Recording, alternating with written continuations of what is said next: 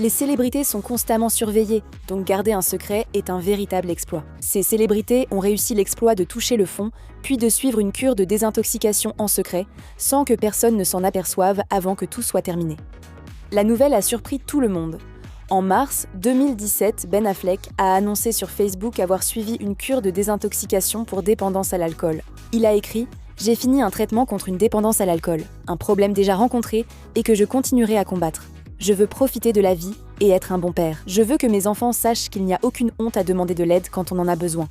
Et je veux être une source de force pour tous ceux qui ont besoin d'aide, mais qui ont peur de faire le premier pas. » C'était la deuxième fois connue où Affleck suivait un traitement, après avoir déjà été en cure de désintoxication pour abus d'alcool en 2001. Alors qu'Affleck en a parlé ouvertement une fois sa cure terminée, personne n'avait la moindre idée du retour de ses problèmes d'addiction avant qu'il ne fasse l'annonce. En fait, le seul indice que le public avait concernant sa deuxième cure de désintoxication, c'est lorsqu'il a été aperçu en janvier 2017 avec une infirmière spécialisée en désintoxication. En 2021, interrogé par Howard Stern sur sa sobriété, Affleck n'a pas seulement attribué son succès à la cure de désintoxication, mais a expliqué « Le remède à l'addiction, c'est la souffrance. Tu souffres tellement qu'à un moment, quelque chose en toi dit « j'en ai assez ». En 2008, Ava Mendes a été admise dans un centre de désintoxication dans l'Utah, sans que personne ne sache pourquoi pendant des années. La très discrète actrice, par l'intermédiaire de son agent, a déclaré à TMZ « Eva a beaucoup travaillé cette année et a pris la décision positive de prendre un peu de repos bien mérité pour s'occuper de certains problèmes personnels qui, bien que non critiques, méritaient selon elle un soutien professionnel extérieur. » Lors d'un entretien avec Interview la même année, Mendes a évoqué brièvement sa philosophie sur la désintoxication sans détailler ses propres difficultés. L'intervieweur ayant plaisanté sur l'abus de substances à Hollywood, elle a répondu diplomatiquement « Je ne plaisante pas avec ça, car des gens en meurent. Je ne suis pas en colère, mais comme la vie des célébrités est tellement exposée, je pense que ça donne l'impression que c'est moins grave que ça ne l'est vraiment. Je suis fière des personnes qui ont la détermination et le courage d'affronter réellement leurs démons et de s'améliorer. C'est une question de vie ou de mort. Je veux soutenir les gens dans leur décision d'aller se faire aider. » En 2024, Mendes a enfin expliqué pourquoi elle avait été en cure de désintoxication des années auparavant. Elle a confié au Times « J'ai commencé à fumer à 28 ans puis à boire. J'ai mûri tard. Avec mon tempérament, j'aurais adopté des comportements malsains partout. » Selon Mendes, elle n'a pas touché une goutte d'alcool depuis. Après presque 2 décennies de sobriété, la star de G.I. Jane, Demi Moore, a rechuté pendant ses 8 années de mariage avec Ashton Kutcher. Dans ses mémoires de 2019, elle raconte qu'Ashton, savourant un verre de vin rouge, a déclaré « Je ne sais pas si l'alcoolisme existe vraiment. Tout est une question de modération. Je voulais être cette fille, et j'ai essayé de le devenir, une fille amusante, normale. » Début 2012, Moore a été hospitalisée après une crise d'épilepsie causée par l'inhalation de protoxyde d'azote. Quelques semaines après, l'actrice a intégré un centre de désintoxication dans l'Utah pour traiter une dépendance et des troubles alimentaires. Une source a confié à E! News qu'elle avait compris que sa gestion du stress était inefficace et qu'elle avait besoin d'aide supplémentaire. 1 mois plus tard, Moore a quitté l'établissement. Et E! News a rapporté qu'elle était en vacances dans un lieu tenu secret. Plus tard, Moore a confié au New York Times qu'elle était restée sobre après cette période sombre grâce à ses filles, Rumor et Scoot. Peu contesteraient que Don Draper soit l'un des buveurs les plus emblématiques. Je parie que l'amitié quotidienne avec cette bouteille attire plus de gens vers la publicité que n'importe quel salaire dont vous pourriez rêver. C'est pour ça que je me suis lancé. Pourtant, en mars 2015, les fans ont été surpris d'apprendre par TMZ que la star de Mad Men, Jon Hamm, avait terminé un programme de désintoxication de 30 jours à New Canaan, dans le Connecticut. Son attaché de presse a indiqué que, soutenu par Jennifer Westfeldt, Jon Hamm a récemment achevé un traitement contre sa dépendance à l'alcool. Ils ont demandé que leur vie privée soit respectée et que l'on fasse preuve de sensibilité à l'avenir. Bien qu'il soit resté discret à ce sujet pendant un certain temps, Hamm a fini par parler de son séjour en cure, révélant son souhait de déstigmatiser la désintoxication. Il a dit lors d'une interview accordée à Mr. Porter en 2016 « Cela a toutes ses connotations, mais c'est juste une longue période où l'on parle de soi. Les gens y vont pour diverses raisons, pas seulement chimiques. Et ça marche, c'est super. » Hamm attribue aussi son succès au fait d'avoir pu s'éloigner un temps des projecteurs. Comme il l'a dit au New York Times en 2017, recalibré, réévalué, simplement en quelque sorte retrouver où l'on en est. Vous quittez ce manège à 9000 miles à l'heure et tant de choses se dérèglent. Se repérer dans ce tourbillon est difficile. En septembre 2013, TMZ a révélé que Zac Efron était discrètement allé 2 fois en cure de désintoxication cette année-là pour des problèmes d'alcool et de drogue, sans que cela ne se sache. En mai 2014, l'acteur a confié au Hollywood Reporter son combat contre la dépendance. Peu importe qui vous êtes, vous affrontez des défis en grandissant. Tu avances avec tes expériences, tu apprends, tu dois le faire. On ne peut mener une vie honnête et épanouie sans erreur et sans les reconnaître. Il a poursuivi. Tu dois accepter les moments de gloire, mais aussi une grande responsabilité. Et cette responsabilité, dans une certaine mesure, implique d'être un modèle. Je suis humain et j'ai fait de nombreuses erreurs, apprenant à chaque fois. Il a précisé que la thérapie l'a amélioré, mais que la dépendance reste un combat permanent. Comme toute personne en rétablissement vous le dira, la sobriété est une décision que vous devez continuer à prendre pour vous-même encore et encore, jour après jour. Les fidèles de 2020 ont sans doute noté l'absence d'Elisabeth Vargas à la présentation durant plusieurs semaines en novembre 2013. Elisabeth Vargas suivait une cure de désintoxication pour alcoolisme, ce que beaucoup de collègues ignoraient. Voilà qui je suis. Me faufiler dans ma propre salle de bain pour avaler une demi-tasse de vin. Quand sa situation a été révélée, son entourage a publié un communiqué. Comme tant d'autres, je fais face à une dépendance. J'ai compris que je devenais dépendante de l'alcool. Et je me sens chanceuse d'avoir reconnu ce problème. Je suis en traitement et très reconnaissante pour le soutien de ma famille, amis et collègues à ABC News. Comme beaucoup, j'affronte ce défi jour après jour. Si le fait de m'exprimer aujourd'hui donne à une autre personne le courage de demander de l'aide, j'en suis reconnaissante. Dans une interview à Yahoo en 2023, Vargas est revenue sur sa longue route vers la sobriété, soulignant l'importance de demander pardon aux autres, pas seulement à soi-même. Elle a dit « L'un des grands aspects de la guérison, c'est que l'on apprend aussi à faire amende honorable auprès des gens. Que cela va au-delà de dire « Je suis désolée de t'avoir blessé ». Nous serons dans la cuisine en train de préparer le dîner, et nous serons tous en train de parler et de rire de quelque chose. Et je suis très consciente, à ce moment-là, que c'est un souvenir incroyable qu'ils garderont toute leur vie, et que moi aussi. Et je remercie Dieu d'être pleinement présente dans ce moment. Nous nous souvenons tous du drame survenu après l'accusation de violence contre Brad Pitt en septembre 2016. L'incident très médiatisé impliquait un Brad Pitt ivre qui aurait agressé verbalement et physiquement Angelina Jolie, son épouse de l'époque, et leurs 6 enfants dans leur avion privé. Innocenté par le département des services à la famille et à l'enfance de Los Angeles, l'incident a néanmoins mené à son divorce avec Angelina Jolie. Ce n'est qu'environ 1 an plus tard que Brad Pitt a révélé qu'il était devenu sobre. Il a annoncé la nouvelle lors d'une interview avec GQ. Quelques années plus tard, il a confié aux mêmes médias qu'un petit groupe privé des alcooliques anonymes l'avait aidé à surmonter son addiction. Il l'a décrit ainsi. « J'avais un groupe d'hommes vraiment génial ici, qui était très privé et sélectif, donc c'était sûr, parce que j'avais vu des choses concernant d'autres personnes qui avaient été enregistrées alors qu'elles se confiaient, et je trouve ça tout simplement atroce. » One Direction faisait rêver les adolescentes. Mais la vie des membres du boys band n'était pas un conte de fées. En 2019, Liam Payne a révélé à Men's Health Australia qu'il avait eu du mal avec la célébrité et avait eu recours à l'alcool pour gérer la pression de son travail. Il a confié « C'est comme enfiler le costume Disney avant de monter sur scène. Et dessous, j'étais souvent ivre car il n'y avait pas d'autre moyen de comprendre ce qui se passait. » Face aux critiques des fans de One Direction, après avoir dit du mal de ses anciens camarades de groupe dans le podcast Impulsive en 2023, Liam Payne a décidé de consulter un professionnel. En juillet 2023, Liam Payne a annoncé avoir passé près de 100 jours en centre de désintoxication. Il l'a déclaré sur sa chaîne YouTube. Et j'avais juste besoin de prendre un peu de temps pour moi, en fait, parce que j'étais devenu quelqu'un que je ne reconnaissais plus vraiment, et je suis sûr que vous n'en aviez pas besoin non plus. Bien que les fans pensaient que Liam Payne avait surmonté ses démons, ce n'était pas le cas. Malheureusement, la drogue et l'alcool ont contribué au décès tragique de Liam Payne à l'âge de 31 ans après sa chute mortelle du balcon d'un hôtel de Buenos Aires en octobre 2024. Hayden Panettiere semblait tout avoir, mais derrière des portes closes, la vie n'était pas si rose pour la star de Heroes. Dans une interview accordée à Nightline en 2022, Hayden Panettiere a admis avoir souffert de dépendance aux substances, ce qu'elle affirme avoir commencé alors qu'elle n'était qu'une adolescente. Elle a expliqué qu'on lui donnait souvent de l'Adderall, présenté comme des pilules du bonheur, puis a déclaré « J'étais pleine d'énergie, totalement prête à répondre aux questions et je parlais sans arrêt. » Finalement, elle a aussi abusé des opioïdes et de l'alcool. En 2022, elle a déclaré « En grandissant, drogue et alcool sont devenus indispensables pour moi. » Finalement, Panettiere a reconnu avoir besoin d'aide. En 2015, lors du tournage de la saison 4 de Nashville, elle est entrée en cure de désintoxication, sans que cela ne soit su immédiatement. En 2023, elle a confié à Women's Health « Je me suis fait admettre dans le premier centre de traitement. Je me noyais. » Dans ses mémoires de 2022, Au-delà de la baguette, la magie et le chaos de grandir en tant que sorcier, Tom Felton s'est confié sur sa lutte contre la dépendance et ses tentatives ultérieures pour obtenir de l'aide. Son alcoolisme a débuté à Los Angeles dans sa vingtaine. Il a révélé dans le livre Je suis passé de quelqu'un qui n'était pas particulièrement intéressé à boire régulièrement quelques pintes par jour, avant même que le soleil ne se couche, accompagné à chaque fois d'un shot de whisky. Felton a expliqué que sa consommation d'alcool n'était qu'un reflet de sa santé mentale en déclin. Après l'avoir vu sombrer, ses proches lui ont demandé de consulter un professionnel. Après quelques heures dans son premier centre de désintoxication, l'acteur s'est enfui.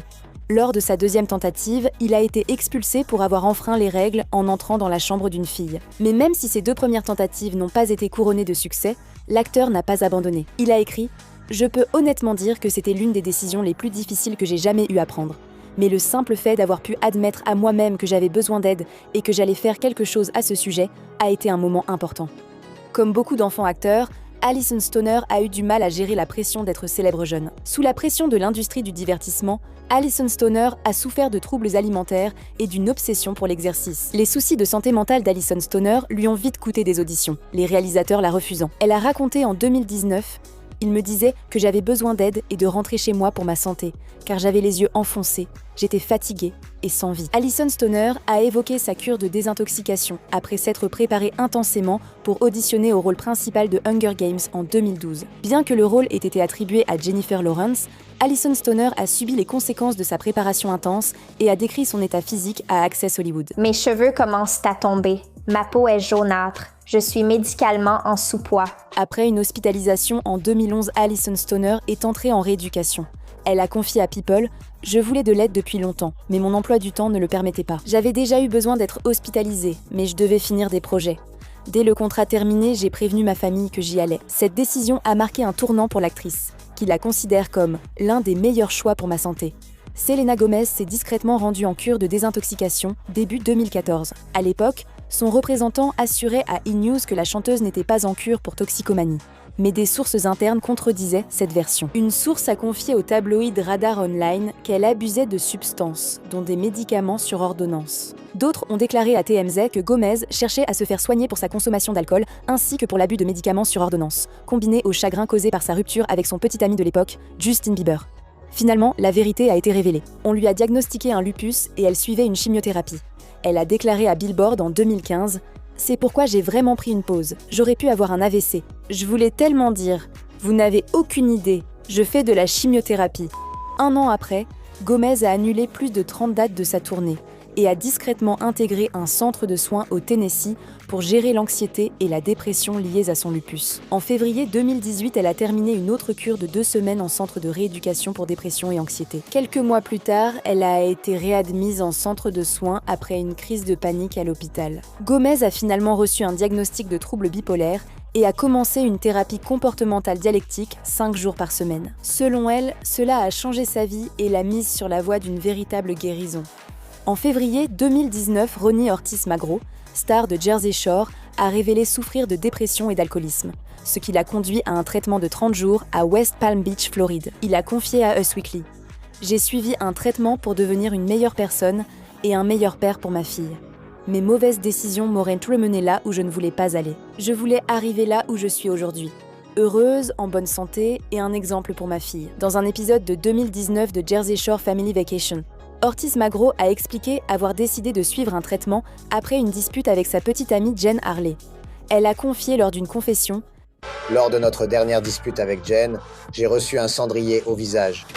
Tu sais, les choses deviennent tellement mauvaises que je ne sais même plus quoi faire. » La star de la télé-réalité a demandé l'aide de son père, qui l'a incité à suivre une cure de désintoxication. C'est normal de demander de l'aide, tu sais, on ne peut pas tout faire seul. Son séjour en désintoxication a été couvert dans l'émission. Alors pourquoi est-il dans cette vidéo sur les séjours en cure de désintoxication passés inaperçus? En 2022, Ortiz Magro est revenu dans Jersey Shore Family Vacation et a expliqué que ces 30 jours de traitement n'étaient qu'une étape de son parcours de désintoxication. En fait, il a fini par suivre un traitement en hospitalisation et en ambulatoire pendant plusieurs mois. On peut dire que personne ne connaissait vraiment l'ampleur de ses difficultés jusqu'à ce qu'il en parle franchement des années plus tard. Demi Lovato a parlé ouvertement de ses difficultés avec le trouble bipolaire, la dépendance à la drogue, l'automutilation et la boulimie, ainsi que sur son séjour en cure de désintoxication en 2010. Cependant, Les séjours suivants de Lovato en cure de désintoxication après sa première admission pour gérer les rechutes et préserver son bien-être sont restés discrets. TMZ a rapporté en 2013 qu'elle avait vécu plus d'1 an dans un foyer de post-cure pour bénéficier d'un accompagnement et maintenir sa sobriété. Malgré ses efforts, cependant, les choses ont atteint un point critique pour la chanteuse en 2018 lorsqu'elle a été hospitalisée après avoir subi une overdose presque fatale. Elle a révélé dans son documentaire de 2021 Demi Lovato, Dancing with the Devil, qu'elle avait failli mourir avant d'être hospitalisée en urgence. Mes médecins ont dit que il me restait 5 à 10 minutes. Son expérience de mort imminente n'a pas suffi à faire arrêter Demi Lovato l'alcool et la marijuana. Elle a confié à Glamour en 2021 qu'elle ne choisirait pas une sobriété totale. Comme elle l'a dit, une solution unique ne convient pas à tous. En décembre 2021, Demi Lovato a annoncé devenir totalement sobre, puis a séjourné brièvement en cure de désintoxication. Pour la star de Glee, Cory Monteith, sa consommation de drogue a causé sa chute tragique. Après sa mort en 2013, la mère de Cory Monteith a révélé au public que l'acteur avait été admis pour la première fois dans un centre de désintoxication à l'âge de 15 ans, puis de nouveau à 19 ans. Après sa cure de désintoxication, l'acteur a rechuté dans sa lutte contre la dépendance. Cory Monteith a confié à Parade en 2011 : « J'ai fait la cure, mais j'ai repris mes anciennes habitudes. J'ai volé une grosse somme à un membre de ma famille. Je savais que j'allais me faire prendre, mais j'étais trop désespérée pour m'en soucier. C'était un appel à l'aide. » 10 ans plus tard, Cory Monteith a tenté de se faire aider à nouveau. En mars 2013, l'acteur a discrètement suivi une cure de désintoxication pour soigner sa dépendance. Son représentant avait demandé respectueusement discrétion et respect pendant ses démarches vers la guérison. Malheureusement, Cory Monteith n'a pas réussi à vaincre ses démons. Il est décédé 3 mois plus tard après une rechute, avec de l'héroïne et de l'alcool détectés dans son organisme.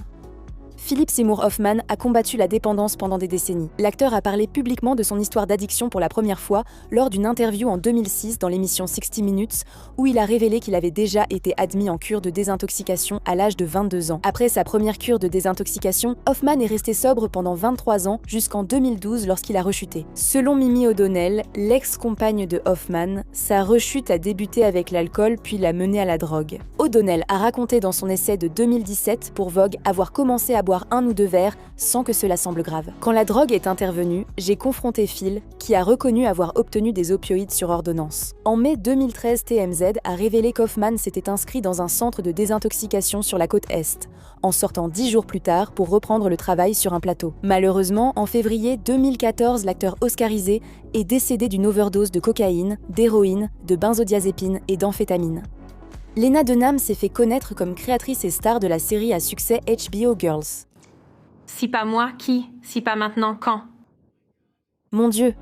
Toutefois, son anxiété face à sa soudaine célébrité l'a poussée à se faire prescrire du Klonopin, un anxiolytique dont elle est ensuite devenue dépendante. Elle a confié à Variety avoir discrètement intégré Friendly House, un centre de désintoxication à Los Angeles, ajoutant « Quand on m'a déposée en cure, j'ai cru que c'était la fin de ma vie. Du jour au lendemain, j'avais presque tout perdu. Relations, corps, carrière, tout était en ruine ou presque. » À sa sortie de cure, elle redoutait que ses futurs projets soient marqués par son expérience. Finalement, elle a reconnu combien la sobriété avait enrichi sa vie. Elle a confié au Guardian en 2022 « Maintenant, je plaisante toujours en disant que j'aimerais que tout le monde puisse aller en cure de désintoxication. » Vue de l'extérieur, Kirsten Dunst semblait être l'une des rares anciennes enfants stars à avoir évité les pièges de la célébrité et réussi sa transition vers des rôles d'adultes. La réalité était plus nuancée.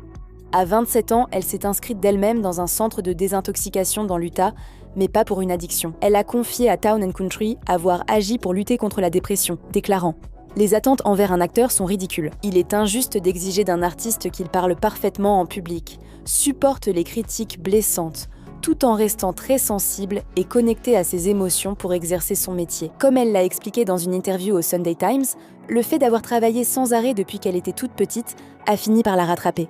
Elle s'est souvenue. « J'ai l'impression que pour la plupart des gens, vers 27 ans, tout part en vrille. J'avais l'impression d'être en colère. Tu ne savais pas que tu réprimais ta colère. Ce n'était pas conscient. On a fini par lui prescrire des médicaments qui l'ont beaucoup aidée, même si elle hésitait au début. » Elle a dit « J'avais peur de prendre quelque chose, alors je suis restée ainsi trop longtemps. Je conseille de demander de l'aide si besoin. » En 2018, des rumeurs ont évoqué une cure secrète de désintoxication pour Paris Jackson. Des tabloïds affirment que la fille de Michael Jackson aurait été poussée à agir par l'overdose presque mortelle de Demi Lovato. Mais Jackson a nié ces rumeurs sur les réseaux sociaux. Elle a écrit sur Instagram « Non, je ne suis pas allée en clinique. Je n'ai pas besoin qu'on frôle la mort pour savoir l'importance d'être en bonne santé. J'ai déjà perdu des amis par overdose, ça me suffit. En janvier suivant, des médias ont indiqué que Jackson s'était inscrite dans un centre de traitement pour améliorer sa santé physique et mentale. Elle a répondu dans une publication Instagram depuis supprimée, minimisant les articles des médias sur la cure de désintoxication en les qualifiant d'exagérés. Elle a écrit « Oui, j'ai pris une pause du travail, des réseaux sociaux et de mon téléphone parce que ça peut être trop parfois, et tout le monde mérite une pause. Mais je suis heureuse, en bonne santé et je me sens mieux que jamais. » 6 ans plus tard, en janvier 2025, Jackson a avoué que ses problèmes de consommation de substances étaient bien plus graves qu'elle ne l'avait admis. Elle a publié sur Instagram une vidéo de compilation où on la voit dans différents états d'ébriété, avant de montrer toutes les activités saines et le bonheur de sa vie sobre. Ayant admis son alcoolisme et sa dépendance à l'héroïne, elle a annoncé être sobre depuis 5 ans. En tant que jeune actrice, Lucy Hale semblait être au sommet du monde en tant que l'une des stars de Pretty Little Liars, une série télévisée à succès qui a duré 7 saisons. Qu'est-ce que tu penses de mon travail jusqu'à présent ? C'est remarquable. Âgée de seulement 20 ans lors de son choix pour la série, elle n'a révélé des années plus tard que le sombre secret de sa jeunesse. Lors d'une apparition dans le podcast Call Her Daddy d'Alex Cooper, elle a partagé des détails sur ses problèmes d'alcool, qui ont commencé alors qu'elle n'avait que 12 ans. Elle a dit « Je me souviens de la honte après chaque expérience avec l'alcool parce que ma façon de boire n'a jamais été normale. Il était très clair que je buvais pour fuir quelque chose, même à un jeune âge. Outre l'alcool, elle souffrait d'un trouble alimentaire. Elle a reconnu. Je crois que le trouble alimentaire et l'alcoolisme se renforçaient mutuellement. À 23 ans, elle a réalisé qu'elle sombrait et lors d'une pause de tournage, est entrée discrètement en désintoxication. Elle a dit « Je ne crois pas que quelqu'un sur le plateau le savait. Ce fut un moment charnière. » Cependant, ce traitement s'est révélé inefficace et elle n'est devenue sobre qu'environ 10 ans plus tard. En repensant à son parcours vers la sobriété, elle a dit « J'avais tout essayé. Désintoxication, soins ambulatoires, hospitalisation, centre pour traumatisme, thérapie, médicaments. » Delilah Bell Hamlin est un mannequin à succès et la fille de l'acteur Harry Hamlin et de Lisa Rinna, ancienne vedette de feuilleton télévisé, devenue star de télé-réalité. En 2019, Hamlin, alors âgée de 21 ans, a révélé qu'elle était allée 2 fois en cure de désintoxication l'année précédente, en secret. Comme elle l'a écrit dans une story Instagram, elle a eu une période difficile après avoir quitté la maison de ses parents en Californie pour aller à NYU.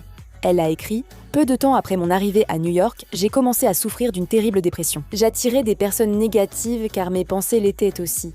Ce qui m'a menée à une relation malsaine. Après 8 mois, la situation a empiré, alors elle a appelé sa mère et est retournée à Los Angeles.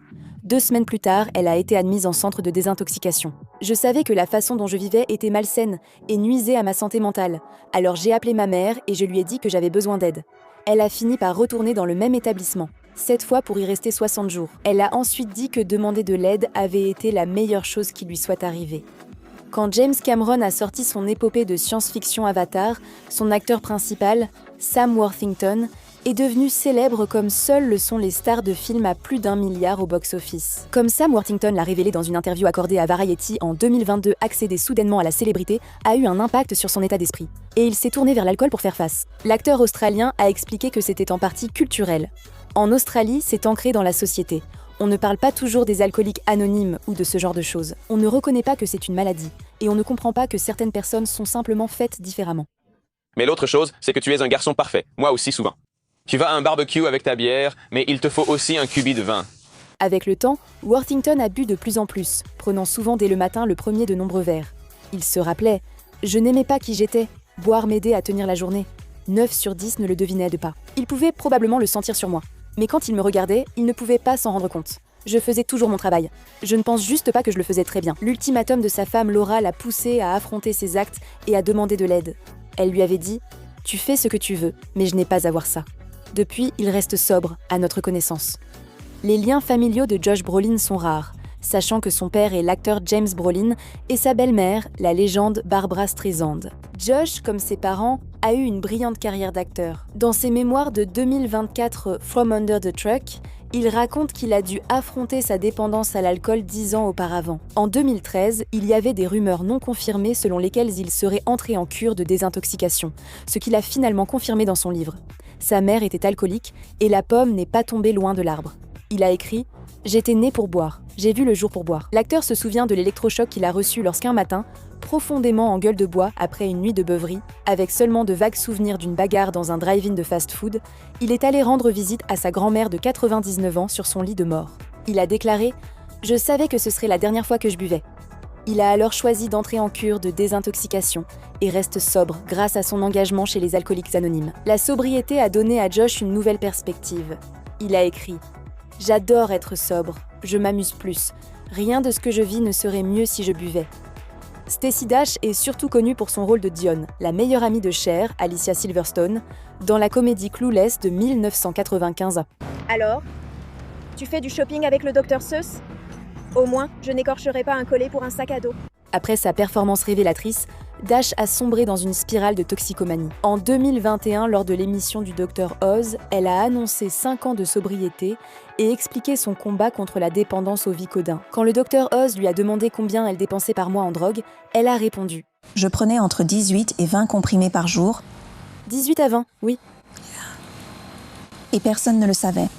Sa santé s'est tellement dégradée qu'elle a été hospitalisée après une infection rénale devenue septique, provoquant une insuffisance rénale et nécessitant une transfusion sanguine.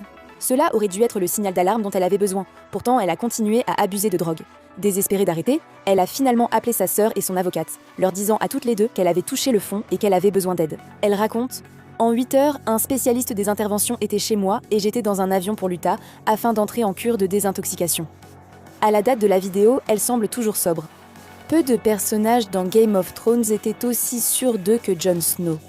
Pourtant, Kit Harington était très anxieux en coulisses, car la fin de la série l'inquiétait. En 2019, Page 6 a révélé qu'il s'était discrètement inscrit dans un centre de désintoxication luxueux, coûtant 120 000 $ par mois. Une source a indiqué aux médias qu'il était à la clinique pour stress, épuisement et alcool. Harington a laissé ce rapport non confirmé jusqu'en 2024, lorsqu'il est apparu dans The Hidden 20%, un podcast consacré à la neurodivergence. Selon Harington, sa première tentative de cure de désintoxication n'a pas été une réussite.